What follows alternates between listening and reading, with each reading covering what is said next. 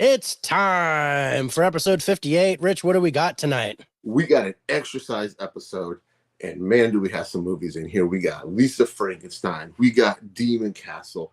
We got, is it Awake? Is that what it's called? No, Always. Whatever the short film is. Madam Web. The After is what that one's called. Yes, yeah. There we go. Lover, Stalker, Killer, and Mobland. Did I get them all?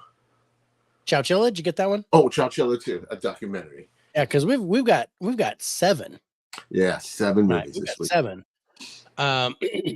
And we got a special segment for Rich. Yeah. After we get started, and we have a special segment for me because apparently I also made a mistake.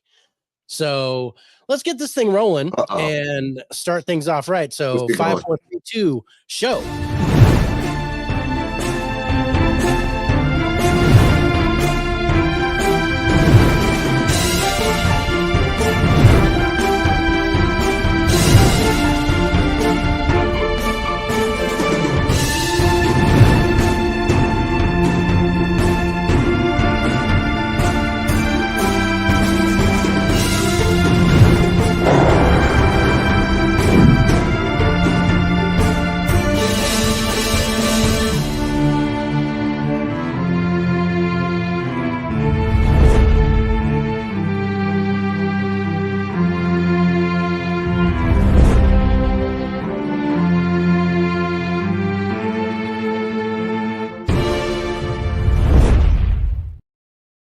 What is up, everybody? Thank you so much for joining us as the Faces for Radio podcast presents By the Numbers, where we take new releases, streaming, video, or theater. We review them, and we let you know what we thought. I am your host, David, and my co-host is Rich. AKA, all right, brother. How you doing, man? I'm doing pretty good. I was going to say AKA Eat Crow. Eat Crow Rich. Yeah. Speaking of which, Rich eats crow. So... Rich, you have an announcement to make, brother. So what is that announcement? I owe the film community an apology, okay? Because I have bagged on Sam Raimi for a long fucking time, thinking I didn't like him. I didn't like his movies. Well, it was pointed out to me last night by good buddies, Alex and Nate, that I do like Sam Raimi. Because I only didn't like a couple of his movies. And then the movies that I did like, I didn't know he directed. So they gave me some homework to watch 2 films, Drag Me to Hell and The Gift. And I ended up really liking those. I love the way Drag Me to Hell was shot. I like the feel. Drag Me to Hell's good. I like that one. Yeah. I hate to say this, but I want to own that movie. So, and then The Gift was great. Yeah. Great cast. I didn't expect that big of a. There's so many people in that movie. J.K. Simmons, Katie Holmes, Greg Kinnear, Kate Blanchett. This is a really great cast. Yeah, I don't think I've seen The Gift. I have to go back and see if I know I don't own it, but I don't think I've seen it. Yeah, it's from. I think that's interesting. But it's kind of like how I've when we're doing the Kevin Smith show, because I didn't know Jersey Girl was a Kevin Smith movie, and I like that one. Yeah. So, I mean, but now there's 3 Kevin Smith movies that I like. So, so I'm not quite as bad as you are with Sam Raimi. Yeah. But we got a lot of people in the chat. So I'm just going to, Rich, I'm going to run through that real quick because Jay popped up first. So Jay, you get the cookie, my brother. There you go. Cookies for Jay. Let's see. Caveman missed it. Dang it, Jay. Yes, please hit the like button. Also, we're live on Turner Fan 77's channel as well. So if you can jump over there, hit that like, come over here, hit this like. Go to Facebook and hit the like there. Go over to Twitter and hit like there. Wherever. Just go all over. Just hit like everywhere. Evan's here. What's up? Dang it, Jay. I wanted the cookie, but it's okay. I had birthday cake tonight. Yes, you did. Happy birthday to Jamal. Yeah, happy birthday, Jamal. Which is funny because my middle name is Lamont. So I was gonna make a note of that on the chat, but he's like, no, Jamal's not his real name. I was like, oh well, forget it then. I'm not gonna go there.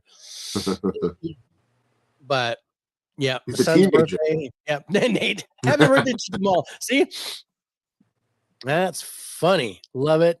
Mike's here. What's up, my best buddy Mike? Good to see you. We all know that way. Nate is here. Rich has something to tell the world tonight. So I apologize to all the Sam Raimi fans because turns out I do like his movies. So it was pointed out to me last night. And Mika is here. What's up, Mika? Oh, just finished our True Detective series with them. It was a lot of fun. We just had the last episode, and we're getting ready to start another series. So over the next couple of weeks, we're going to pick a series that we're going to go through and continue this show going because it's been a lot of fun. 7. That's right. Holy smokes. Right again. Everybody's saying, hey, you're welcome. So funny. Buenos nachos to Miss Caveman. Love it. Yep. Happy birthday to Evan's son. And now it's time for Micro. Last week we had Jay on the show and we talked about Orion in the Dark. And our good buddy Grant from Movie Buff Grant sent a review for Orion, and I did not play it on last night's show. So needless to say, I got crap from Grant. And before the show started tonight, he said, I really hope that both my reviews for Madam Web and for Orion in the Dark appear on the show tonight. Wink, wink, nudge, nudge, Bob's your uncle. So here is Grant's review of Orion in the Dark before I lose my cool and completely forget about it. Grant, thank you so much for reminding me. Here is your review of Orion in the Dark. Hey guys, Movie Buff Grant over here, coming by with you guys today for a Orion in the Dark movie review for By the Numbers. This was a huge surprise for me.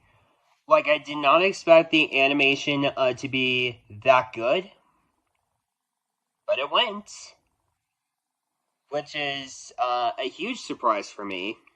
The cast was amazing. I knew Jacob Tremblay in Wonder, The Little Mermaid, and also in an adult comedy called Good Boys.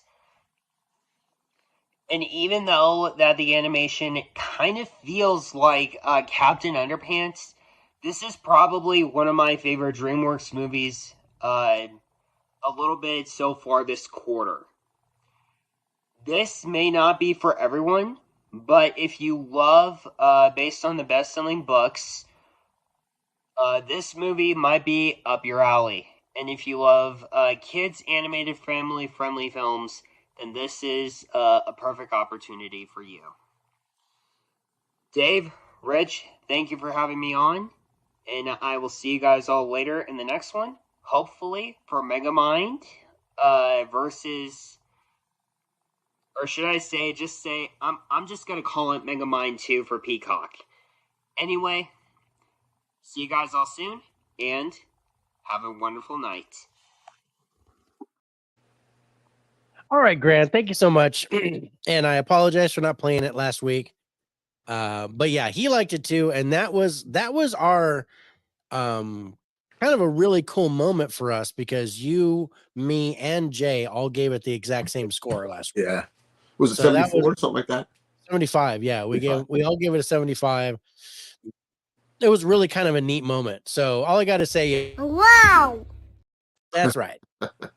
Thanks to my girl Piper, who I got to see today. Well, that's awesome. My granddaughter, because my daughter and granddaughter have moved out, so I get to see her once a week now.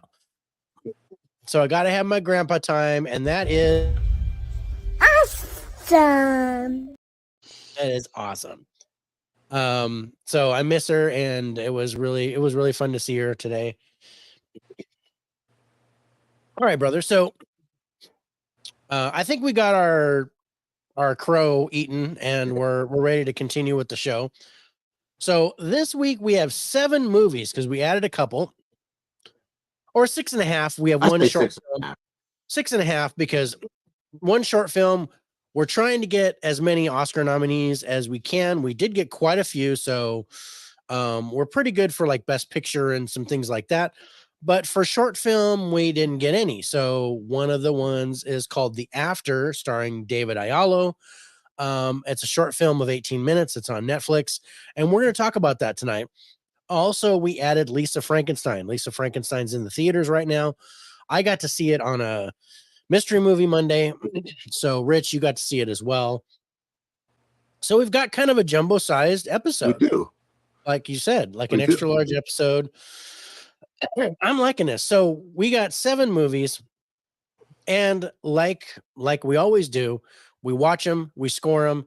I take the averages and rank them, in this case from 7 to 1. And it's not going to be that, I don't think it's that big of a stretch to think of what our lowest scored movie is. But would you like to guess? I'm sad that it's number 7 because it's probably the greatest movie made this year. Madam Web. Yeah, I gotta tell you, this movie was fantastic. I can't believe this. My goodness, man, I was crying mainly because I was stuck in the theater watching it. I was cheering because the credits were rolling, and I was really happy when the lights turned on so we could leave. But Madam Web comes in number 7 this week, you guys. Now I didn't like it. There's nothing to like about this. I didn't like it. Shot. I gave it a reasonable score for what they had, but this was completely rewritten on the spot. Even Dakota Johnson is like, I hate this movie. You know what's funny is the day they dropped the first trailer, the day she announced she quit her PR team, for the people who represent her. Yeah. The same day. Yeah. So he says, see, Rich, you don't have to like all the filmmakers' movies to like that filmmaker. You said you hated him based on 2 movies. Yeah, you're right. Jace says, do curb your enthusiasm. No, I'm going to curb that statement. I'm not going to do that series. But yeah, K-Man says this is going to be sticky. Can't wait to hear your thoughts on Madam Web. Her bad reviews. Yeah, the bad reviews are out there. And the thing that really bugs me the most is that, and this is something that Dakota Johnson talked about in an interview, is they gave her a script, and she was like, "Cool, I'm in for this script." And then when they started filming, they changed the script. Yeah, they completely rewrote the movie. And then she was like, "I hate this. This isn't even what we talked about." She phoned this in. It's like she was reading read her lines off camera, and then she felt like a robot when she was reading them. Yeah, she couldn't even try right. Yeah, and she's a good actress. Yeah, but she was awful in this. This movie made no fucking sense. Okay, this dude was having dreams. I'm gonna spoil this. This fucking movie's terrible. Don't waste your time. There'll be spoilers in here. This movie made no sense because this motherfucker had a dream about girls killing him in whatever city they were in. This motherfucker could have moved, done all kinds of things. And was he supposed to fall out a window? They push him out a window and he dies. Okay, this dude jumped out a window and landed on his feet at one point in the movie. Yeah, well, he's got like spider powers. Yeah, this is just ridiculous. And these girls were stupid. Okay, these girls were the dumbest girls in film history, I think. Because now these were Instagram models. They were. You're right. What's up, Holland? Good to see you. No, she tells them to stay put in the forest. Do not go anywhere. They say they're hungry, and they're like, "Let's go to this diner." There's a diner a half a mile from here. Let's just go to this diner. And they're fucking doing coyote and dance on the table and shit, and make it look. No. Let's be really inconspicuous. Yeah, this is just terrible.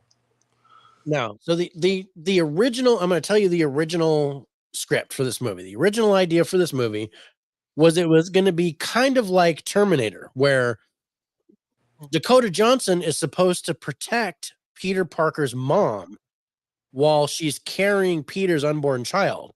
And the dude, Ezekiel Sims, is supposed to be trying to kill Mary Parker before Peter's born so that there's never a Spider-Man. Yeah, I heard grumbles about that. So The best part. That's what was supposed to happen. And then insert these 3 girls, one of them being Susie Sweeney or whatever her name is, Sydney Sweeney. She's a good actress, but she was terrible. She's a good actress. I barely recognize her in this. Yeah. And then of course there's, the whole movie, the only ones with powers are Ezekiel Sims and Dakota Johnson, and she doesn't know how to use her powers. Doesn't something happen off script in the last 5 minutes? So many things. This was like, it's like, okay, we're gonna take the script and we're just gonna tear it up, throw it away, and then somebody grab me a coloring book and some crayons, and I'm gonna write a new script. And we're gonna have these 3 girls that are TikTok models, and they don't know their assholes from the elbow, and we're gonna have them do this, and we're gonna have Dakota Johnson behave like she doesn't care about anybody, even the people she's trying to save. Yeah. So they're driving. This woman's in cardiac arrest, and they're driving to the hospital. She's driving the ambulance, and she's like, "So, what do you want to get for dinner tonight?" And like, what are you? What's wrong with you? I get what I get what they were trying to do there. She's not attached to the people. Yeah, she's not attached to anything. She's very unemotional. Yeah, because like when they give her that paper, that drawing, she's like, "What am I supposed to do with this fucking thing?" You know, he's like, "Yeah, what am I supposed to do with this drawing that this kid gave me?" And the best part of the whole movie is Ben Parker. Best part of the whole movie. Yeah. And as soon as I was like, "Oh, Ben Parker," so I'm like, "Okay, there's a connection to Spider-Man here." Mm-hmm. But the connection was barely there. Yeah. You have the baby shower where she writes nothing on the memories from your mother, and then there's this awkward moment. Yeah. And then the way that they try to do the whole that she's seeing the future bullshit, that was horribly done. It was. It was like, I'm going to nominate this movie for all the Razzies. This is going to be a Razzie. This is absolutely going to be Dakota Johnson for worst actress, Madam Web for worst picture. This worst directing. I think it's gonna sweep the Razzies next year. I agree. I'm going to say something. I'm going to get on my little anti-woke box here for a minute. I've seen some people say, "Oh, the internet, the women hating people that hate women is the reason why this movie failed." No. This has nothing to do with this. It's a terrible script, terrible acting. Stop using that excuse why movies because men hate women or comic book people hate women. That is not true. Tell a good story, and the comic people will come. Yeah, there were no superheroes in this movie. No, Dakota Johnson included. She was not a superhero. She was just, and the costume design for her was terrible. It was awful. At the end, yeah. Oh yeah, with the glasses and that's not what my grandpa would wear. Yeah, that was just weak sauce. It was awful. It just, the whole last line of the movie, and it just it didn't make any sense. I was very disappointed. I loved the mystery movie on Monday way more than the movie that I wanted to see yesterday. The Angel movie. That was Ordinary Angels. Yeah, I wrote that down. That I saw. Dude, that movie is so good. I did watch the one. Speaking of good, what's up, Dell? Dell is in the house. Is sitting on your channel, my friend. So he's on Turner Fan 77's channel. Definitely throw a like on there. I'm gonna add Badland to next week too, because I did see that. Oh, Land of Bad. Yeah, Land of Bad, whatever it's called. Yeah, which was fun too. Badland would have been a better title, but yeah. But anyway, don't fucking go see Spider. No, this is not worth saying. Madam Web. Okay, so here's what happened. So I went to see Madam Web. My ticket's free. Me too. I had to pay for my wife. So it's $5. It's $5 Tuesday. My popcorn and my drink were free because I have the refillable things. And then, so all I had to pay for was my wife's red vines and her ticket, and I overpaid. Yeah, you did. Even though my popcorn and drink were free, I overpaid for the movie. This is the first Marvel movie that I can honestly say I'm not interested in buying. You'll buy that steelbook. Don't lie. No, I won't. There will not be a steelbook of this, bro. Sony won't be that dumb. There is not. No, there can't be. Yeah, Walmart's already got the pre-order up. Fuck. No, I'm not getting this steelbook, bro. Guys, unless it looks really good. I did. This made me miss Morbius. This made me miss Morbius. I wanted to go watch Morbius again after this. Morbius was better than this. Because I was like, I miss Morbius. Because Morbius was better than this. Morbius was awesome compared to this. Marvel's was awesome compared to this. Yeah. I don't know what Sony's doing. Sony totally shit the bed on this one. It was disappointing. Let's go to our highlights. Okay, so we both have a 10 for the cast. There we go. The end. There's highlights. The end. So no, I do have a 7 for the trailer because I was liking the trailer a little bit. I was really disappointed in what came out of that. I did give a 7 for sound because there were some songs that I liked in there. The soundtrack was okay. Other than that, yeah, 4s and 3s and 2s for all of us. It was just not. If it wasn't for the cast, this would have been a totally different score for me. This would have been really bad. Yeah. But let's go to our final scores on Madam Web, you guys, in theaters now. IMDb is giving this a 3.8. Rotten Tomatoes critics score 13%, audience score 56%. Rich gave it a 40. I gave it a 58 for an average score of 49 for a Marvel movie. Yeah. Well, it's really not a Marvel movie. It's a Sony movie. Thanks, Caveman. Don't forget Grant's review. Let's go to Grant's review. Yeah. He probably liked it. I don't think he did. Because I got his numbers. I don't think he liked it. Let's go to his review of Madam Web. Check this out. Hey guys, Movie Buff Grant over here, and today, for By the Numbers, I will be reviewing Madam Web. Now, I just got done seeing this movie probably around like a few hours ago, and I would be telling a lie that saying that this movie is perfect and it is fantastic and all that glory. While it is my guilty pleasure movie of the year, this movie is not good. I'm going to be real straight honest with you guys. The movie is not good. However, it is my guilty pleasure of the year, and it is better than Morbius, in my opinion. But there were a few flaws that I completely forgot that they existed. The storyline was... I would just say that the storyline was completely bad.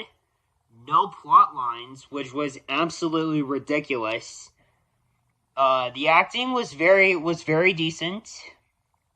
Casting choices was all in all. Visuals was very good, and especially for a genre. But the marketing also did terribly on this one. The marketing did terrible, unfortunately. But I am going to be picking this movie up when it officially arrives for a upcoming haul that I have. But you will not see me watch Madam Web again. If I would choose Morbius or Madam Web, what would I choose? I would definitely choose Madam Web over Morbius because this one had a little bit better. And even though that it isn't going to be my guilty pleasures of all time, this one for me accepted it. So Madam Web for me is a 4 out of 10 for me. So I didn't cut him off. That's where it ended. I was gonna cut him off and say Morbius was better. I don't know about that. The acting was fine. No, I don't know about that either. But he was definitely right that there was no plot line. There was no storyline. It was written in crayon by a 4-year-old. You know, my granddaughter could have done a better job writing this my movie. house could have done a better job. He plays with his action figures better than this fucking movie was made. Yeah, this was awful, and this has got my lowest score of any Marvel movie that I've ever scored. I don't remember my score. So. Your score was 40. I don't think you've scored anything lower than that either. Not for a Marvel movie. Yeah, I don't remember my Marvel scores. Yeah. Because I think Marvel's you gave like a 50 something. Yeah. There's some redeeming qualities about the Marvels. There's just nothing redeeming. There's nothing. No, this movie, if it wasn't for the cast, I'd probably be in the 40s. Yeah. If it wasn't for the cast, I'd be in the 30s. Yeah. This would be elevator game if it didn't have a cast. Yeah, this is just the villain was lame. He couldn't act for nothing either. It was just like, Oh, so the reviews are true. Not hearing any good things. Yeah, don't see this. I can't recommend it, Mika. I can't. It's just not. Like I said, if you get a free ticket or something like that, then go see for yourself. But yeah, I am not happy with what they did with it. Yeah, they could have gone, if they'd have gone with the original script, I probably would have liked it better. I am hoping, fingers crossed. I'm not as optimistic as I was after seeing the first trailer for Kraven, but I hope they can get something redeemable with Kraven. Yeah, I mean, I really like the trailer for Kraven. I do too. Hope, and I like Aaron Taylor Johnson, so it's rated R, so there's that. I mean, that doesn't make it a great movie. It means there's going to be some language or some blood or both. There needs to be blood for Kraven. There needs to be blood for it to be Kraven. Yeah, there needs to be killing. Yeah, and that's finally we get that in Logan, and hopefully we'll see that in Deadpool and Wolverine. Oh yeah, that's rated R. Because that'll be rated R. Yeah. That movie was all right. So. But yeah, so we got that out of the way. Thank goodness. Thank goodness. Which movie do you think landed at number? With Mobland. You are correct, my friend. Mobland is that one. So this is on Physical and on Hulu, you guys. This stars John Travolta. Steven Dorff is in it. It's got a pretty decent cast. Yeah. And also you can find this on Disney Plus. Dell thinks it looks bad. If you didn't know, Hulu is merged with Disney Plus. So if you have Disney Plus, you can find these movies, or the movies that we say on Hulu or on Disney Plus too. Yeah. Mobland, this wasn't as bad as Madam Web. No, it wasn't. Surprisingly enough, I thought this movie was going to suck. John Travolta really didn't serve a purpose here at all. No. Except right at the end. Oh yeah, I did. Yeah, I like how I do like the end shot. That end shot was pretty cool. That looks like Chuck Norris. A little bit it does. It acts like Chuck Norris in the movie too. This is a good premise. Yeah. Speaking of which, let me read the synopsis. It says a sheriff tries to keep the peace when a desperate family man violently robs a pill mill with his brother-in-law, alerting an enforcer for the New Orleans mafia. So, and of course, Steven Dorff is the mafia guy who comes in. Yeah. And Kevin Dillon is in this. I haven't seen Kevin Dillon in a movie in a while. What's up, Harrison? What's up, Harrison? Good to see you. Let's see. Not everything from Hulu is on Disney Plus yet, like Fargo on Disney Plus. As the latest season, not on the early ones. Yeah, they haven't completely. I think it's supposed to be by the end of the year. Don't let Rich lie to us again. What's up, Steve? Steve's here. Harrison's here. It's becoming a party. I like it. So yeah. Okay. Again, I didn't think this one was written very well. No. And the accents were terrible. The Southern draw was pretty awful. Yeah. With all these guys. Yeah. I enjoyed I like the little twist in it. The little twist at the end. I like the little twist in it. I like I didn't understand Steven Dorff's behavior in this toward the end. Yeah, it kind of came out of nowhere. I was like, okay, it was like you did one thing, but because it was your job, but then you turned around and you did something else because it's what you wanted to do, or See, well, they planted the seeds. he still kind of did what was right, even though he did the wrong thing. But yeah, I don't know what to make of it, but it was interesting. Kind of plant the seeds, there's good in him with the waitress. Like, you kind of get that there, know, but I didn't see what he did coming at all. No. Yeah. No, and why do what he did and then turn around and because I don't want to spoil it for you guys. If you want to see it, I think it's probably worth a watch. One time. One time shot. Because it has some pretty good, it's a decent thriller. Mm-hmm. It's got some good suspense in it. You're trying to figure out what's going on, but then something happens and you're like, oh crap, now what? And then there's this, what I'm going to say is a really cool surprise ending that I didn't expect. That just really like slammed the door on the whole movie. Yeah. And I dug it. So, okay, now it's hard to dance around this. But was you surprised when he puts that stuff on the table? As much as I was. I don't want to spoil it. Well, yes and no. Considering what he did, I wasn't as surprised as I would have been. Yeah.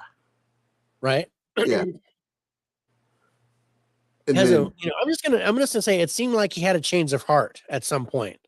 Yeah, because he delivers what he's supposed to deliver. Yeah. And then something switches in him as he's walking back to the car. Right. And I wish we got a little bit more of that. What went off? Yeah. Just a teeny bit, maybe some internal dialogue. I don't know. He had a job that he had to do. He completed his job. Mm-hmm. And then something flipped. Some kind of switch flipped in his mind. But there's one point that was really interesting in that he said it from the beginning is he doesn't kill innocent people. That is true. He did say that. You're absolutely right. So he said that from the beginning. And he made the guy guilty so that he can complete his job. Oh, yes, with that lady. Yes. Yeah. You're right. Yeah. And I was like, why would you do that just so you turn a corner and do this? And it was really weird. It was interesting. I wonder if there's a longer version on the DVD or Blu-ray. Travolta feels like he's making a bunch of Bruce Willis movies. Yeah. I think that makes a lot of sense. Yeah. Because considering he's like the main guy here, you hardly see him in the second half of the movie. Yeah, I mean, he's kind of worthless until the final shot. Like, literally. So, yeah. I mean, it's really this movie is really Shiloh Fernandez and Steven Dorff. I mean, Steven Dorff was a badass too. I mean, I haven't seen him in a while. I haven't seen it.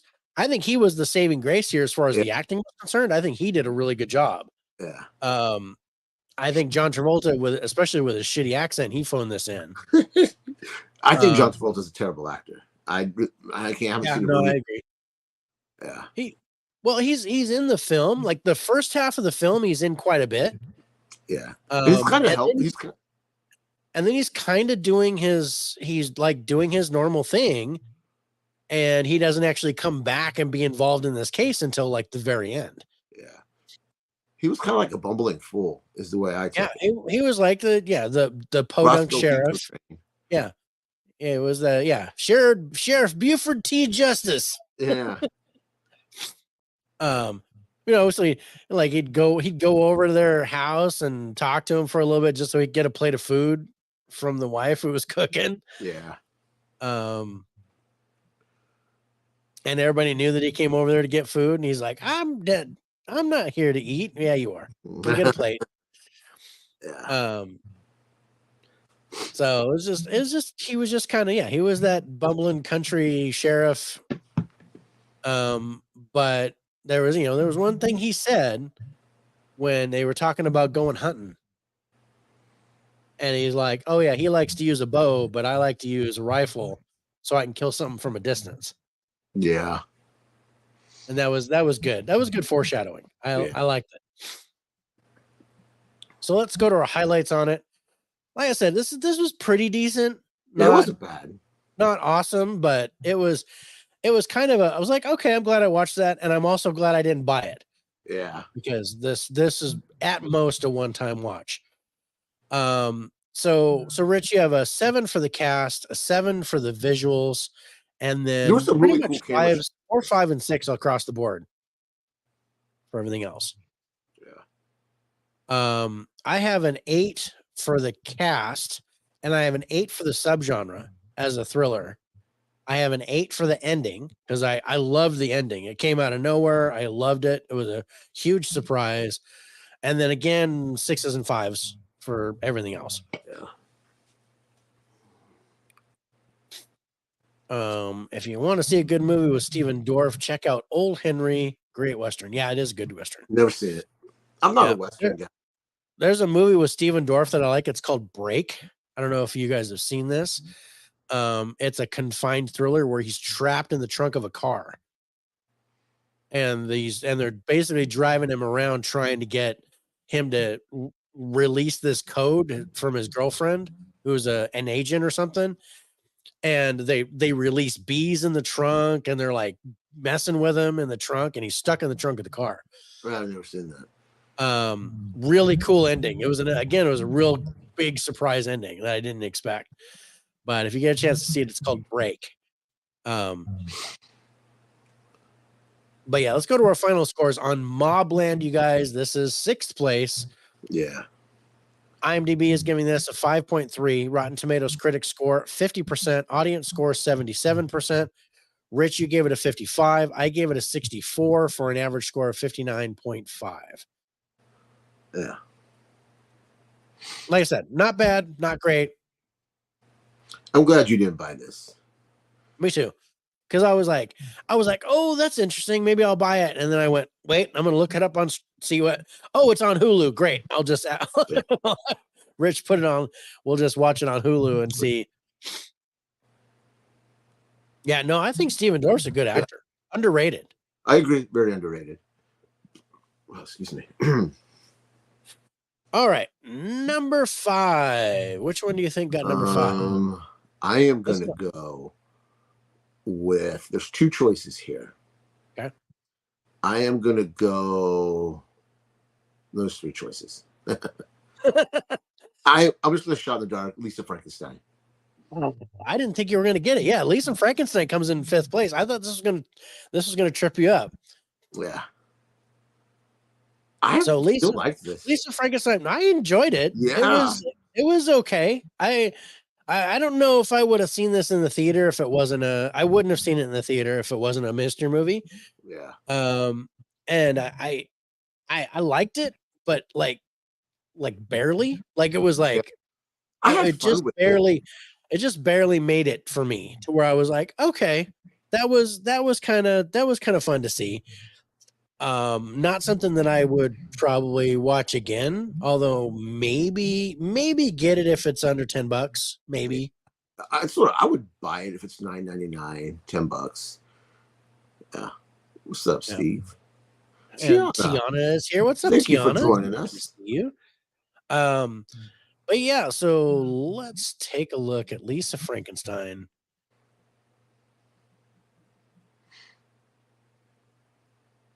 I'm glad you got a chance to see it, though. Yeah, me too.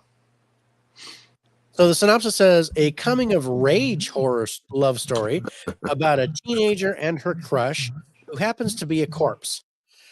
After a set of horrific circumstances bring him back to life, the two embark on a journey to find love, happiness, and a few missing body parts. Yeah. There's one scene that was like, did they just really do that? Yeah, Zelda Williams directed this, Robin Williams' daughter. That's correct. I did not know that was her. Yep. Yeah. Break 2012 is on Plex and Tubi. Awesome. So yeah, I might have to check that out. I have the DVD. That doesn't surprise me. No. I I think like confined thrillers. There's a few confined thrillers that I really like. After Buried came out with Ryan Reynolds, where he was like stuck in that coffin, probably his best movie. I started looking for these things, and so yeah, I ran into Break, and then there's one called Wrecked with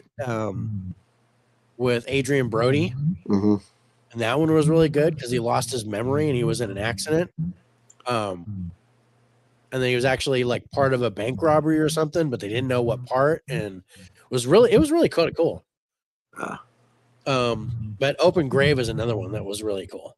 But well, this one, Lisa Frankenstein's not a confined thriller, but just the visuals in this were great. The music, yeah, crazy 80s stuff. Yeah, right down to the leotards and the leg warmers, and it was very 80s. Yeah, I liked that. It really set the tone, I thought, for this movie. Yeah, and that put it in the 80s made it work better for me.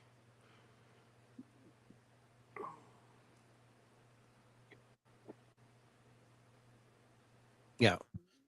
No, I think it worked better as an 80s movie. Yeah. So I was talking to Nate about this, and Nate didn't really care for it, and kind of for the same reasons that I was like, eh. But Nate said something that was really interesting. He says, in 20 years, this is going to be a cult classic. Oh yeah, I can see that. And I was like, oh yeah, this makes sense. This is like, an Edward Scissorhands, Beetlejuice type. Like you get. I had more fun with this than either one of those other movies. Yeah, I mean, I love Beetlejuice. I'm not an Edward Scissorhands fan. I don't like Tim Burton. I don't like Tim Burton. I know you don't like Tim Burton. Or should we check his filmography? Because maybe there's only two of them you don't like. No, I don't like Tim Burton. Maybe it's just no. You pretty much don't like Tim Burton because we've talked about a bunch of different movies, and you're like, no. Mika can't wait to see Lisa Frankenstein. You know what? I think it's worth a watch. Yeah. It's written by Diablo Cody.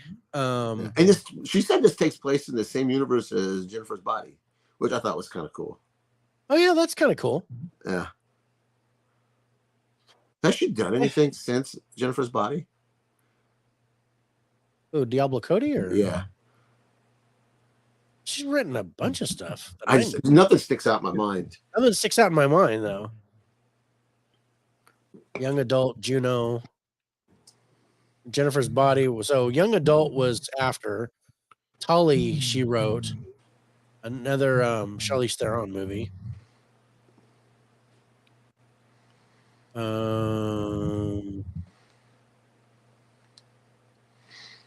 Yeah, nothing else is really jumping out that I could see besides Tully, Ricky and the Flash, which I've never seen, and Young Adult. Young Adult, I didn't really care for. We watched that, didn't we? Yeah, I think we did. Yeah, I said I don't mind Young Adult. I think you liked it, but I didn't. Yeah, you did. I remember you not liking it. Yeah, I didn't like it. So yeah. Yeah. Jay says I wouldn't be surprised if it becomes a cult classic. Evan has not heard of Lisa Frankenstein. Because it's not a Disney movie. Came out before Jennifer's Body. So yeah. Juno was a breakout one, wasn't it? Juno was her breakout. Yeah. And I didn't really care for Juno. See, I like Juno. Yeah, I wasn't a fan. And of course now Elliot's a boy, so yeah, let's not talk about that. But anyway, this movie, I think a sequel would be interesting. To Lisa Frankenstein? No, to Juno with Elliot Page. Yeah.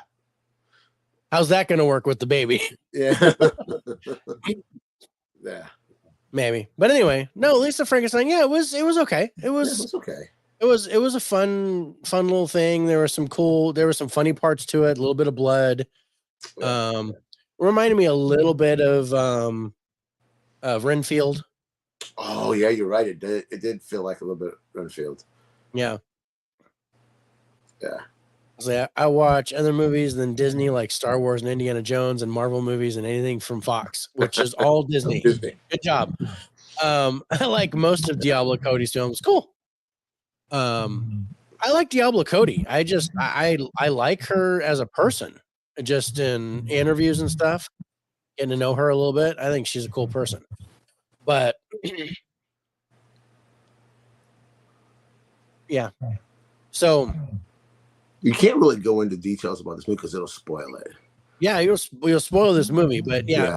But the body parts, that's an interesting thing. Carla Gugino is really funny in this, as the stepmom.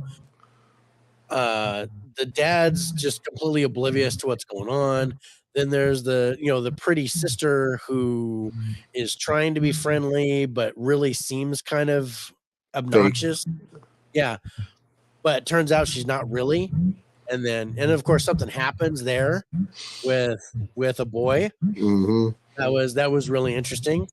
And we're kind of weird because what they do. Yes. I was like, wait, no, they just did. Yes. Yep.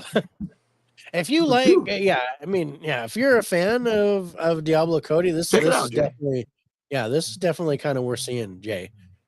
Go on a matinee day so you don't pay full price. Yeah, or I know Tuesdays are cheap where we're at. Same here. So Tuesdays, like all day, it's $5 no matter what movie you go see or what time. Yeah. So that's kind of worth it for us, or whenever it comes to streaming, check it out on streaming. But yeah, this was cute. It was it was kind of funny, kind of gross, and what was I love because it's this corpse is coming back to life, and whenever he cries, it just reeks. Yeah, which I thought was weird. I thought that was so funny. Why wouldn't it be his breath, right? Yeah. It would be like, I'm a huge 80s kid. Yeah. But and it was really funny when he started crying, she would just retch. She was like, "Oh, please don't do that." Yeah. Because it smells so bad. I'm just trying to picture what his tears would smell like. And I thought that was really funny. Hashtag shit tears, but it's it was interesting. But yeah, let's take a look at our highlights on this and close this one out. So let's see. You actually have a 10 on the sound here, and then you have a 9 for visuals. I love the way this film looked. And then 7s for acting, story, direction, genre, and subgenre. I have an 8 for sound. I have 7s for trailer and genre, and then I have 6s for just about everything else. Interesting how it's shot. I can't say it appealed to me as much as it did you, but I did like the soundtrack. I enjoyed the songs, the way that they did it. It made me wonder about her mom, though. And I don't want to spoil this, but I wanted to ask you, because what happened in the beginning with her mom, do you really think there was someone else involved, or you think she did it? I think she did it. That's what I was thinking too. Yeah. I think she did it. So I thought that was kind of an interesting thing, because I was like, it made me wonder by the way she's behaving with the corpse and how she is. I was like, oh, okay, that made me think of, well, maybe what happened to her mom wasn't someone else. I think she did it. Yeah. Yeah. All right, let's go to our final scores on Lisa Frankenstein, you guys. It's in the theater right now. Boop, there it is. IMDb is giving this a 6.6. Rotten Tomatoes critic score 52%, audience score 82%. Rich, you gave it a 70. I gave it a 61 for an average score of 65.5. Doing the do. Yeah. Yeah, it was okay. That was pretty good. I think it's worth seeing. If I'm sitting there and I'm like, okay, if it's between Madam Web and Lisa Frankenstein, I'll watch Lisa Frankenstein twice. Yeah, anything but Madam Web. Except Skinamarink. Yeah, I picked Madam Web over Skinamarink, but it'd be close.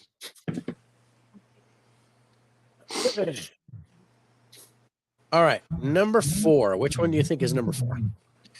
It's only going to get harder from here on out because the points are really close. Okay. In fact, I was really surprised by this being number 4. I thought this was going to be higher.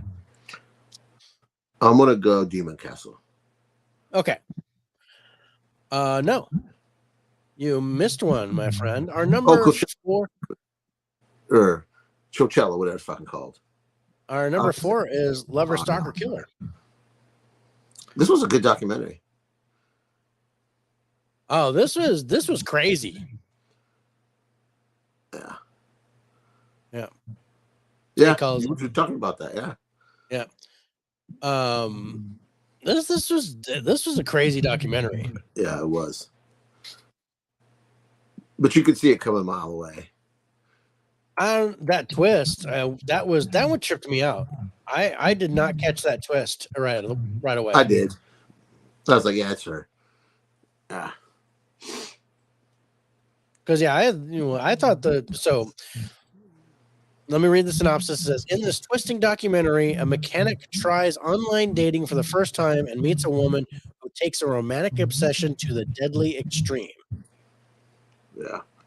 And so she meets this girl online, and this girl, they start dating, and she's like, I'm only in it for fun, blah, blah, blah. All of a sudden, she has to move in. He's like, no, we talked about this. And then she just starts terrorizing. Well, first, he meets somebody else and he goes on a date with somebody else, and she shows up at his place. And I think that's what set her off. I think, to me, that's what put her down that path of cuckoo crazy. Oh, shit. But yeah, cuckoo crazy is right, bro. Mm-hmm.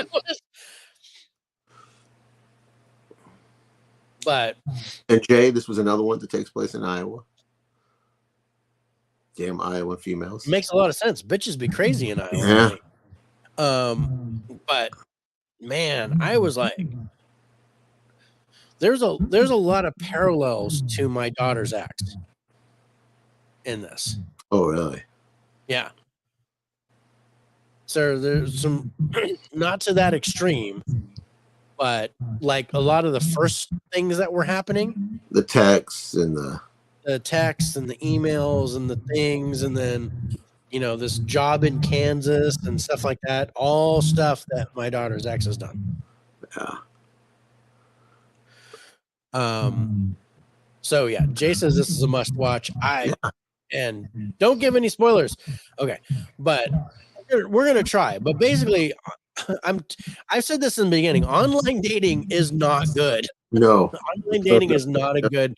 This is not a good way. If you get lucky and you meet the love of your life, then great. But there is a reason why they are online dating.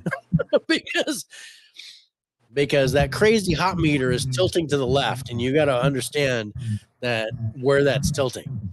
I know that online dating, because that's you don't know what you're getting. You have no idea. You have no idea what you're gonna get. Yeah. But this was a crazy story, and one that you pay attention to as you're watching it. Mm-hmm. I mean, I even went back and rewatched a couple of scenes because I was like, okay, I need to get that again, because the cop will say something and make you go, huh, that's interesting. And then like the girl's mother, because they interview the girl's mother, the girl that he was dating that's supposedly doing this, and they were like interviewed her, and she said something that made me go, huh, I need to rewind that. Let me check that out again. Really, really, really interesting stuff. I absolutely loved this documentary. I thought it was crazy. It had a really cool twist that I didn't expect. I like the forensic twist, the forensic computer forensic guy. Yeah, I was like, no way. The IT dude. Yeah, the IT dude. And what are the odds that would happen? Yeah, that is crazy. How I Met Your Father, the Crazy Hot Scale. Yeah. But yeah, no, dude, this was good. Yeah. This was good. This is on Netflix, you guys. It premiered February 9th. This is definitely worth checking out. If you like documentaries, true crime documentaries, definitely. Yeah. Kira enjoyed this one. Yeah. I remember, I was talking to you guys about this. David, this show is up your alley because you're in IT. No, because I caught what they were doing with the forensics and stuff. I caught all that. I know how to do all that. I've done that stuff. What's up, Jeff? Jeff is in the house, just lurking around in the chat. I was wondering where you were. But yeah, speaking of lurking, this chick in this movie was yeah, crazy stuff. When she's watching the other chick and her kids play, like watching the ex-wife, and I was like, oh no, just oh my goodness, just oh, that's just crazy. Yeah. But yeah, let's go to our highlights on it, because I dug this a lot. Me too. So Rich, you have 8s for ending, story, and genre and subgenre, because it's a documentary and it's true crime. Yeah. As the subgenre, in case you guys are playing along. Acting 7, direction 7, and then the rest are like 5s and 4s. I gave 10s to the ending, story, and subgenre, a 9 to the genre, 8 to direction, and 9 to trailer, and 9 to acting. I mean, I absolutely dug this. That was good. This was really awesome for me. I really enjoyed this, and it hit home quite a bit. So I definitely recommend this as a watch, you guys. Yeah. And it's not long. No, it's an hour and 30, so it's 90 minutes. Bing bang boom. Yeah, bing bang boom, you're out. Yeah, it doesn't drag. You're constantly getting information. So yeah, it's definitely cool. Yeah, let's go to our final scores on Stalker Killer on Netflix, you guys. IMDb is giving this a 7.0, a Rotten Tomatoes critic score 100%. Oh wow. Audience score 81%. 9, I think. Oh, okay. 81% audience score. Rich, you gave it a 66. I gave it an 82 for an average score of 74. Big spread there. Yeah. Doesn't mean I didn't enjoy it. I liked it a lot. Yeah.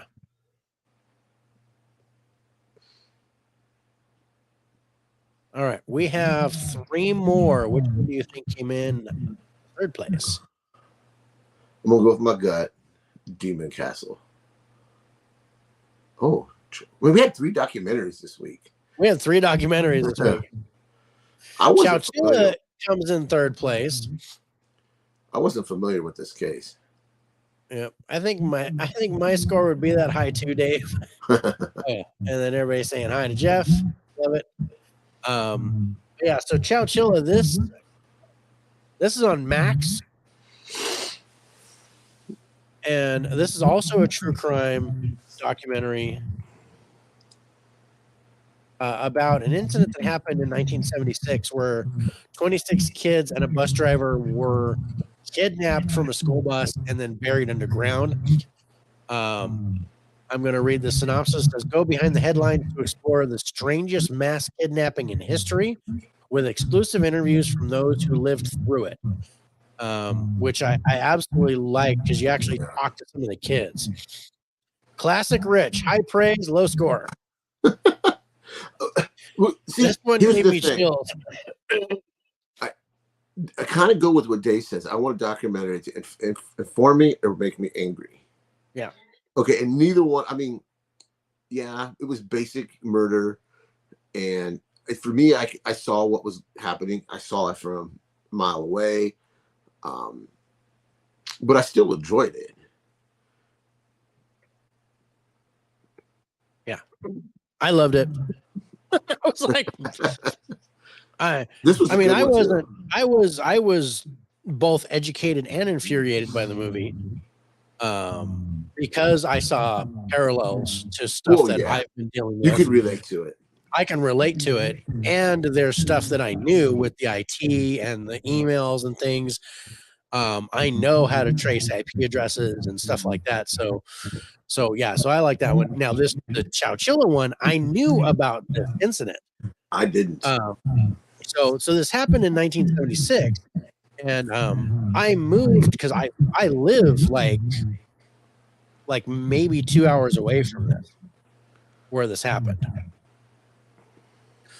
But when I moved to Stockton, California, in 1984, and this was something that was told because of this incident, we had to do all these crazy things because of the school bus, in case the school bus got taken. And it was because of this incident. So we had to do a bunch of weird shit in California. Because California always got to do some weird shit. We still have to do weird shit, bro. Yeah. Like taxes. Can't believe our taxes, bro. Homeless everywhere. I can't. Oh, we have more homeless. We have more homeless in San Francisco than we do have people actual living in buildings. So this was a really interesting documentary too. I like this. Really held together. Good story. I like the interviews. There were a couple things that I was educated about that I didn't know. But for the most part, I knew about what happened here. So for me, this actually got a lower score than Lover, Stalker, Killer, because I knew more about what happened. So I didn't get educated except for a couple things, like what the boy did versus the bus driver and things like that I didn't know about. My heart broke for those, especially that cowboy dude. Just what he went through afterwards. All these kids went through. See, there's one thing, and this is not spoiling the movie, but this is something that might get you guys to watch this. Is there was no such thing as childhood trauma. Yeah. Until after this incident. Because they just believe, children can just get through it. They're not going to go through any problems. One psychiatrist interviewed all the kids and said, okay, maybe one of these kids is going to have a problem in the future, but all of these kids had issues. Yeah, and it's sad. It is. It's horrible what they went through, and that we know that now. So now, because of this incident, there were counselors at Columbine. Yeah. I like how they pointed. I like that point that they made. Yeah. So you guys, this is worth watching because this is kind of what set that stage for how we deal with childhood trauma now. I wanted to reach out and just hug that cowboy dude. This is dude, he needs a hug. Really bad. That broke my heart. I mean, all these adults needed hugs. And the one kid that became a preacher. Yeah. And that what he did, but they all had problems. They had to figure it out themselves. They weren't getting any counseling or any help, and that's something that we just won't do now. In the ending, pisses me off. What happens? No spoilers. This is infuriating. Ending. If you guys are familiar with the story, you know what the ending is, and it should have never happened.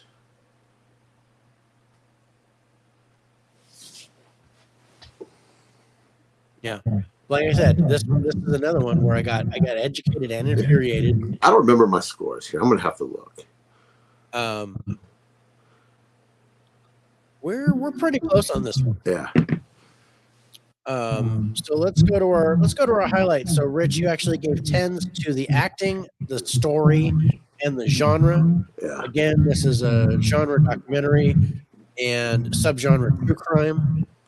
You gave 8s to the direction and the subgenre, 7s to the trailer and the ending. I gave 110 to the story, and then I gave 9s to the acting and the ending. I gave 8s to the direction, the genre, and the subgenre. It blows my mind what happened here. Yeah, with with the kidnappers. I knew about what happened here, and it was interesting. It was interesting what happened to the kidnappers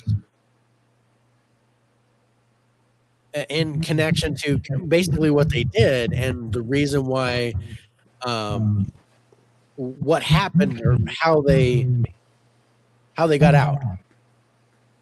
I wish they would have went more in depth with them getting out. Or spoiler. Yeah. Well, I mean, if you know the story, Yeah. you know the story is that they got themselves out. And that one dude kept the truck. Bought the truck back or something. Yeah, the vans that they kidnapped him in. Yeah. Back. But this is a cool documentary. Yeah. This is interesting. I liked it, but it was focusing on the kids today. Yeah. And how they survived and got through it mentally as well as physically. And yeah, that hurt my heart a little bit. It did. Man, just the cowboy just really bothered me. Yeah. Through this whole show. That's the one that stung the most. Yeah. No, I agree with that. But okay, let's go to our final scores on Chowchilla. That's coming in third place, you guys. That's absolutely worth seeing on Max.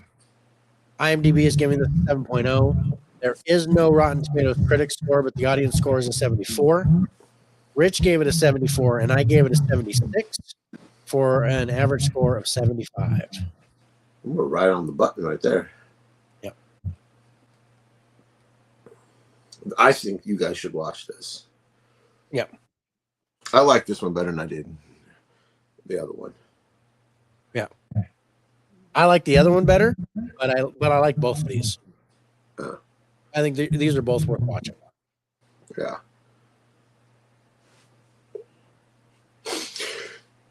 So, what number are we on?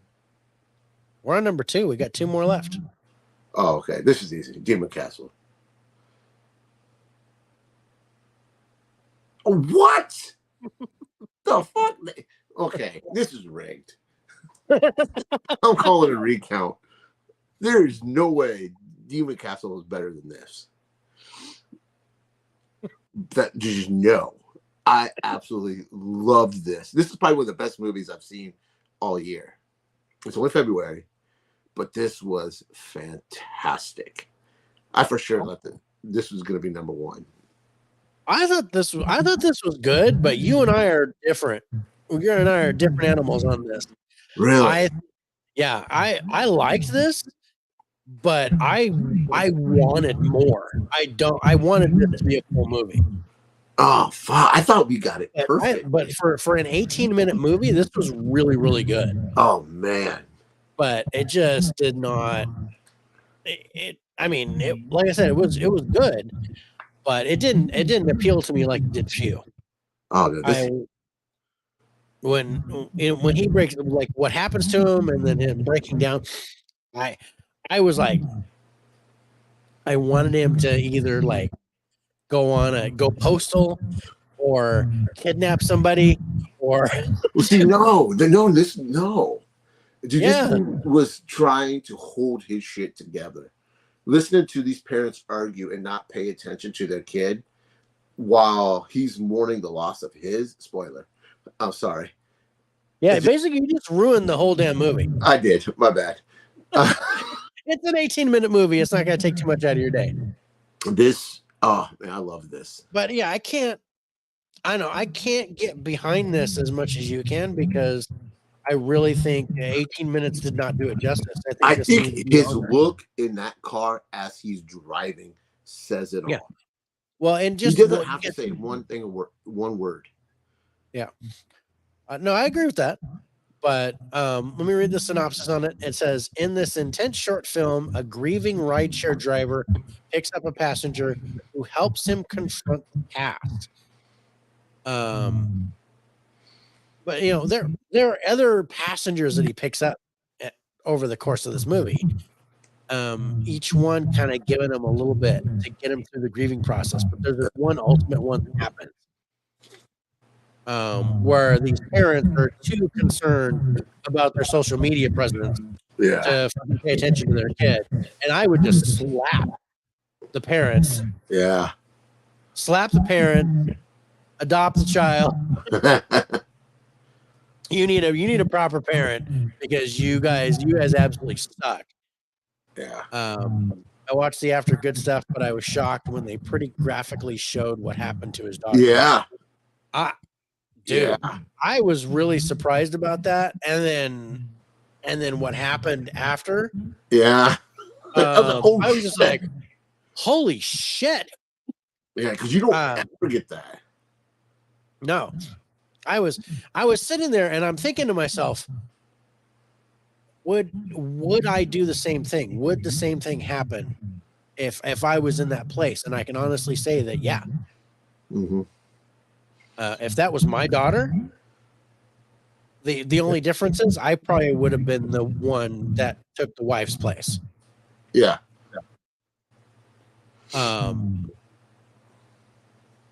What's up, Chris? Good to see you.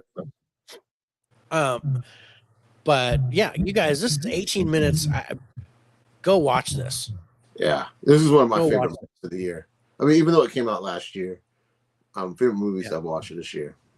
Go watch this. I mean, I didn't give it the score that Rich did, but I feel about this movie like Rich felt about Lover, Stalker, Killer, where I was just kind of like, okay, I get it, I understand, but I mean, even the limit is 40 minutes for a short film.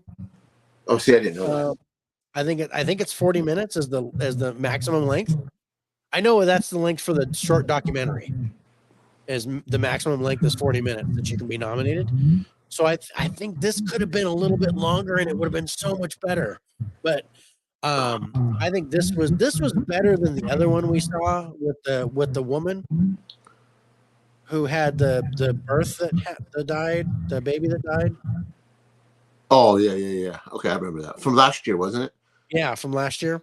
Mm-hmm. Well, this is way better. Yeah. Was watching Gizmo's stream. Forgot you gents were on. Figures. Forget about us. I'll definitely check it out. This is worth watching. 18 minutes. This is worth watching. I can't give it a high score because it didn't check the boxes for me. Oh man. But I liked it. What I saw, I liked, and it made me want more. I want a feature film of this. I want them to redo this as a feature film and give me all that pain. And I think this would be like huge. With him, David Aiello does an amazing job. Oh, he's fantastic in this.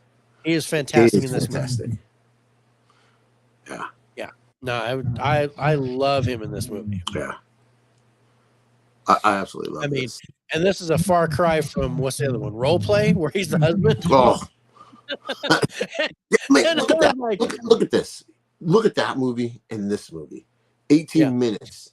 And this movie's 300 times better than Role Play. Yeah. It was better than Role Play. I agree with that. And I want to acknowledge my son Eric gave us a like on Facebook. Thank you, son. Thank you, Eric. How can you forget Rich and right, Chris? Right. You bastard. But yeah, let's go to our highlights on after, because this is mainly you, bro. This is mainly you. Yeah, this mainly. So you gave 10 for the acting, ending, story, direction, sound, genre, and subgenre. A lot of 10s. A lot of 10s, and then 7s for trailer and visual. Oh. I gave 110 for the story. No way. I gave a 9 for the acting, I gave an 8 for the genre, and then I gave 7s for direction and subgenre.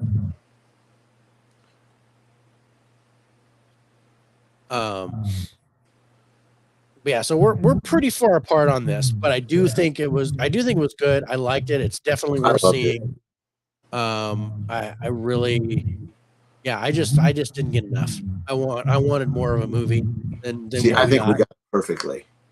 Yeah, I disagree with that. I think this needed to be more, and I think David and Aiello would have knocked this out of the park if they'd have made this. Just give me 20 more minutes. Just give me 20 more minutes, make it 38 minutes long, and still get nominated for an Oscar, and then I just hope this wins. like his pain was so good here. This I'm wondering, because we're watching the Henry Sugar one next week. Yeah. I'm wondering now, because that one's also nominated, and that's Benedict Cumberbatch.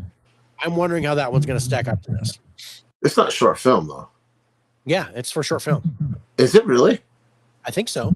Oh, I thought it was documentary. I thought what's his face was just narrating it. I might be wrong. I probably am wrong, because I'm always wrong. No. EG 40 minutes.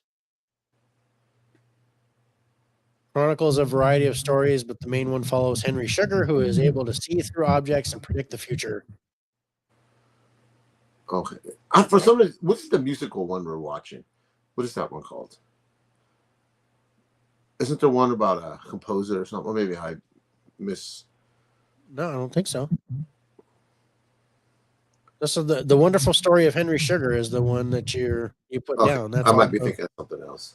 Might be thinking of something else, but this one was nominated for short film too. Okay. And I said it's 40 minutes, which is the max. So yeah, I wanted this to be longer. Let's go to our final scores on this. It still takes second place tonight because Rich totally got a boner off of this, guys. This was awesome. But let's take a look at our final scores. IMDb is giving this a 6.2. Rotten Tomatoes, there's no score for Rotten Tomatoes on this. Rich gave it an 88, and I gave it a 68 for an average score of 78. There's two movies this week that were 20 points apart. We're 20 points apart. Yeah. I like this, guys. One of my favorite movies. It was good. I liked it, but yeah, it just wasn't long enough for me. Yeah. David wants a 3-hour movie. He wants another Kill the Flower Moon. No. No, I wanted this to be like, give me 35 minutes. Give me 35 minutes. Give me the maximum of 40 minutes. 35 minutes of him driving around as an Uber. Yeah, and crying and grieving and going through the stuff like he did. I think that would have been great. Especially in connection with that social media bitch family and the daughter. I think that would have been just a great story, especially if she was the one that brought him out of it. Yeah. I think that would have been great. I see your point, but I like. I know you liked it for what it had. I just didn't get enough. So, yeah. I liked what was there. When you get you bake a dozen cookies. Yeah. But you only eat one. That's what I wanted the whole dozen, and I didn't get a dozen. I got one cookie. You got the rest of the dozen because you were happy with it. I was very happy with this. But yeah, I was happy with it, but I was like, man, why did I only get one cookie? Yeah. But all right, we got one more movie left, and there's a reason why this one is at number one. Because your difference in the score between this one and that and the after is only 4 points. Yeah. I see. I don't add mine up. I don't. I just score it. Yeah. I do the adding up. So our number one movie is our third documentary this week. This is called Demon Castle. And guys, this is on Scare Network TV. And fuck no. And no. There's no way I'd go in that fucking place.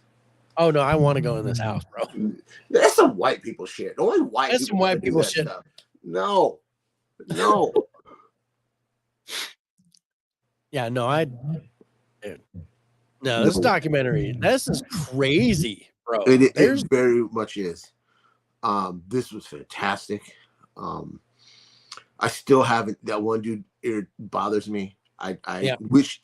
I hope when we go forward, he's not in the next documentary, whatever one we pick, because we don't have one on the schedule.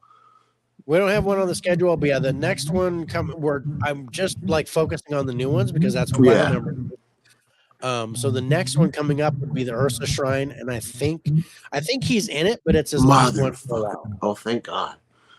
I mean, Steve does a fantastic job. Sean, even the camera guy does a fantastic job. Billy. Yeah. So Sean is the main. Sean. I said Steve, didn't I? You said Steve. Sean is the main guy. Billy Lewis does the camera work. He does the editing. He does the directing.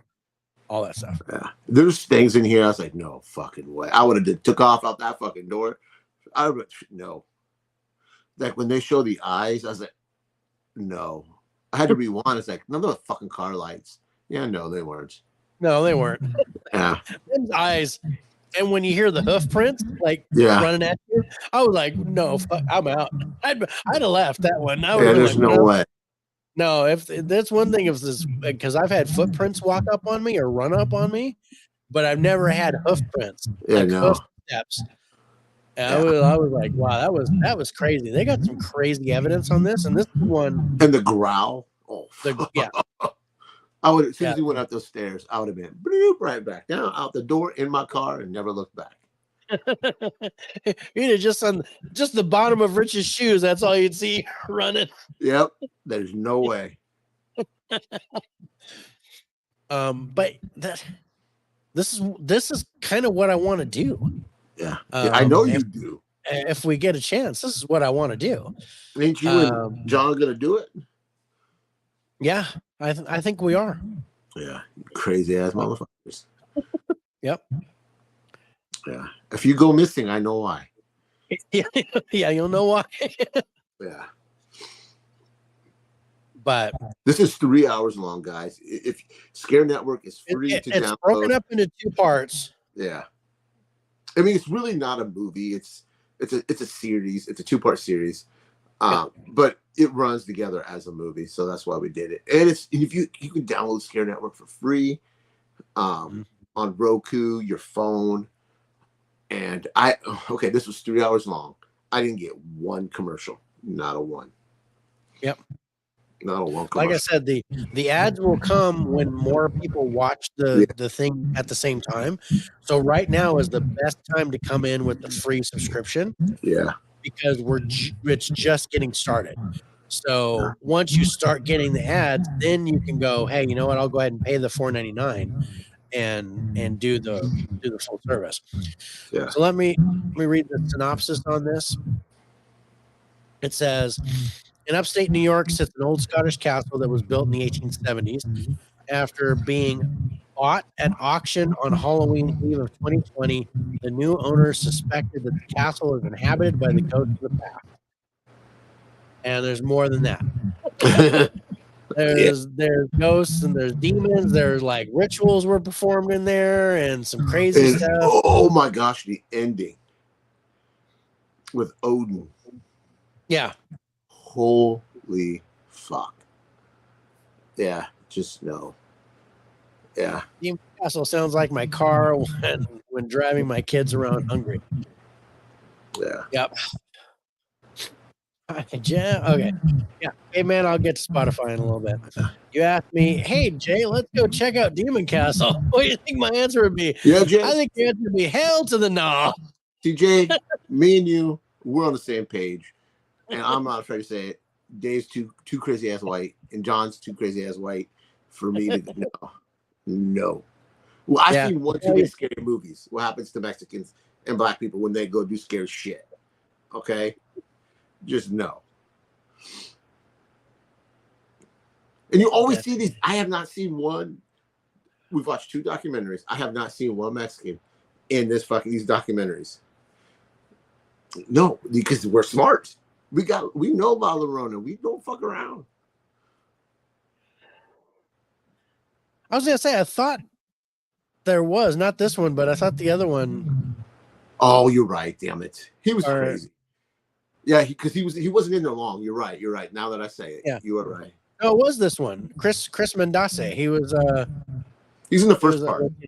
He did the first part, but he didn't come back. Yeah, he was smart. Yeah, like nope. He's like these crazy white guys. Oh, what's up? Starships of Greatness. Awesome. That's Chris also, I believe. That's good to see you, man. I haven't seen you in a while. You're goddamn right. But dude, you guys, this, like I said, this documentary is in two parts. So the first part's like a little bit over an hour and a half, and then the second part's like an hour and 15 minutes.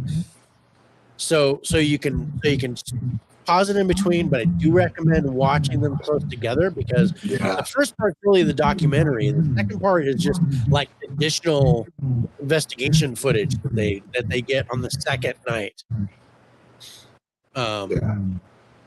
But really cool, like the stuff with his wife, how the ghosts were talking about his wife because his wife was in the house and she was cold. I dug that. That was crazy. No way. Same reason, and don't go into haunted houses on Halloween. Me neither, bro. It has been a while, bro. But haunted houses don't bother me. Like they bother me. They do on purpose that you pay. I don't care about those. Those don't bother me.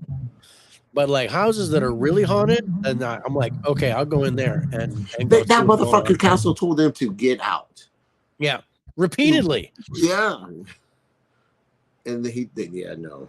Yeah, kept like turning shit off. Yeah. And the one thing that really kind of got me with this one was the only working bathroom is in the basement. Yeah. And they're like, so I was down in the basement because that's the only place I can relieve myself. And then something's growling at me while I'm taking a crap. I'm like, dude, I would have set up a porta potty to come outside. That would just close the sphincter right up. I'd be like, I am not. I no longer have poop. God, I was like, holy crap! Why is the only working bathroom in the basement of this castle? And the castle's been gutted. They're trying to rebuild it. Yeah. So everything's just kind of wide open. And oh man, there's some crazy stuff in here. There's a lot of documentation of activity. Yeah. And then a lot of it is there, and that's why they had to break it up into two parts because there was just so much that they got. Yeah, that they had to like put the additional. There's more real stuff in this 3-hour documentary than you'll see in any of those stupid ghost hunter shows. Yeah, any of the Ghost Adventures or Ghost Hunters or any of those series. Like, there's more in this one documentary than you'd see in like a whole series of any of that other crap. Someone jumps out at me and says, boo, I'm like Shaggy.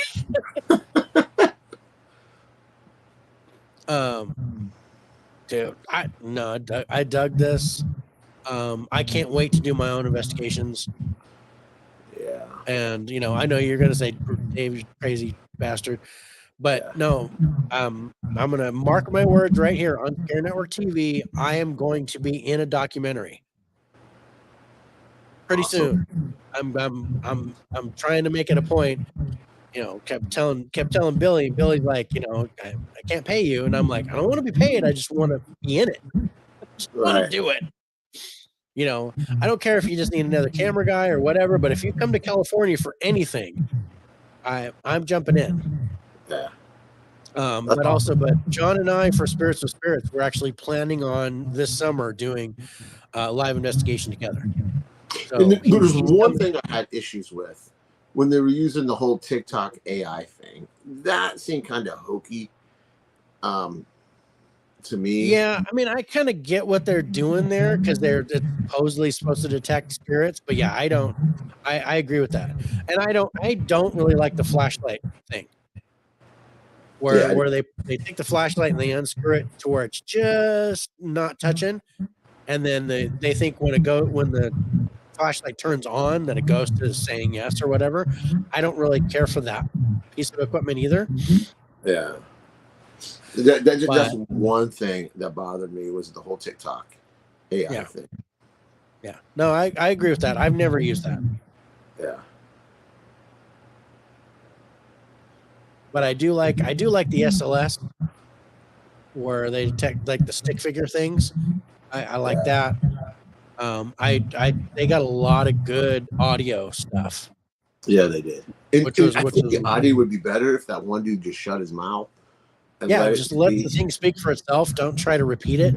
Yeah. He repeats it so many times. Yeah. But Sean doesn't. Sean just lets it. He lets that sit. And then he responds to the audio. Instead of repeating the audio several times, he responds and asks another question. Yeah. And I think that's the way you're supposed to do it. But that other guy, he just kept repeating it over and over again. Yeah. But yeah. Anyway, let's take a look at our highlights for Demon Castle, you guys. Now this is a documentary genre and paranormal subgenre. Rich, you gave 10s to the trailer, the ending, the genre, and subgenre. You gave a 9 to the cast, 8 to the story, direction, and sound. I gave 10s to the trailer, the sound, and I think that's it, trailer and sound. Then I gave a 9 to the cast, the genre, subgenre, and visuals. 8 to acting, ending, story, and direction. So this was a lot of fun. I enjoyed this. And I like that it was broken up in 2 parts. So, hey, we'll watch an hour and a half tonight, and then come back to it. Watch the other hour 15 the next time. Yeah. But yeah, we're gonna do more of these documentaries and some other stuff from Scare Network TV, you guys, as a crossover between Spirits and the Faces for Radio. Yeah. So if you guys get a chance, go over to scarenetwork.tv. Download the app. Download the app. You can download the app on Roku or Amazon Fire. They're also working on the other things. Where is I have it on my iPad. There it is. So yeah. ScareNetwork.tv, but you can download it you can go on the website and you can create a subscription, and it's free to start.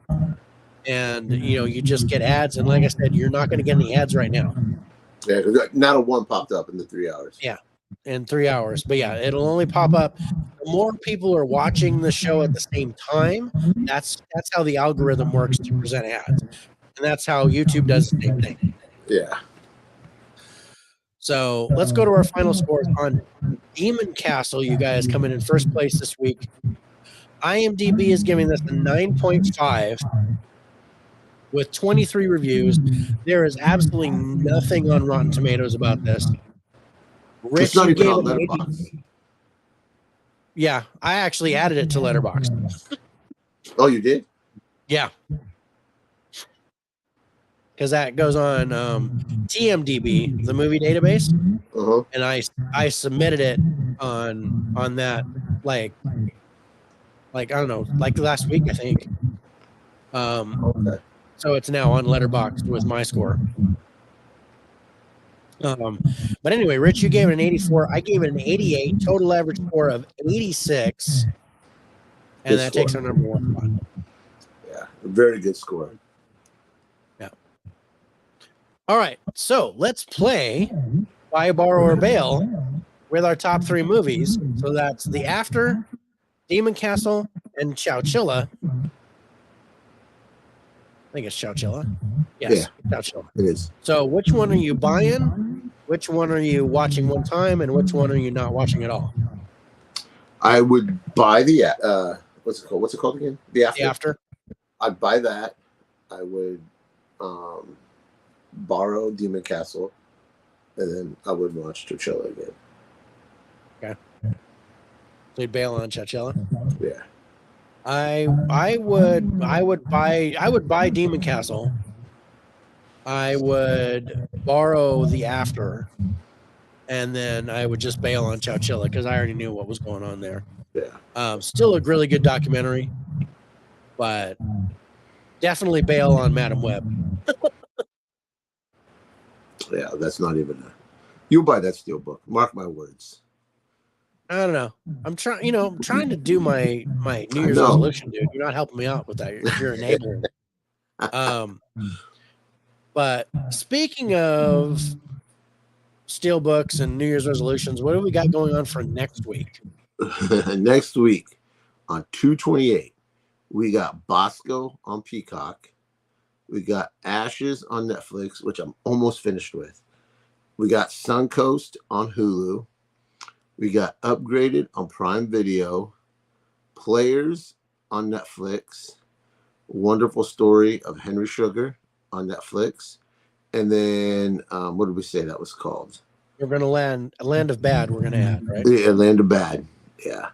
And that's on theaters and VOD. Yep. So, yeah. So, yeah, that was awesome. Yeah. We got a good week next week. Yep. Good week. Yeah. So, good show. You guys, I want to thank you so much. Before we go, I got the fine print out of the way. So, we want to thank Spotify for podcasting for sponsoring us. They take the audio portion of our podcast and sponsor us, send us out on Amazon Music, iHeartRadio, Pocket Cast, Castbox, Radio Public, and Google Podcasts. They do it all for free. They give us sponsors, get us more sponsors once we get more followers. So you guys, if you can, shoot over to Spotify, give us a follow. That's Faces for Radio, and then you can listen to us on any of your podcast stations. Yeah. And remember, every Friday night at 5 o'clock sometime. At 5 o'clock sometime. But I did it at 5 o'clock. It actually worked this time. Yeah. So hopefully we're going to keep that going. But yeah, movie news at 5. We're going to record after this. And then it's going to air Friday at 5 p.m. Pacific, 8 p.m. Eastern. And it's basically where we talk 5 pieces of news, trailers that have hit, that are trending.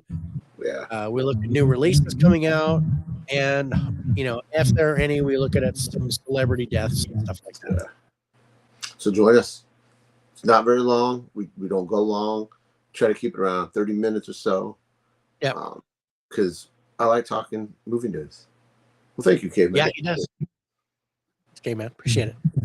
All right. So I think we're going to get out of here. Thank you, guys. God bless.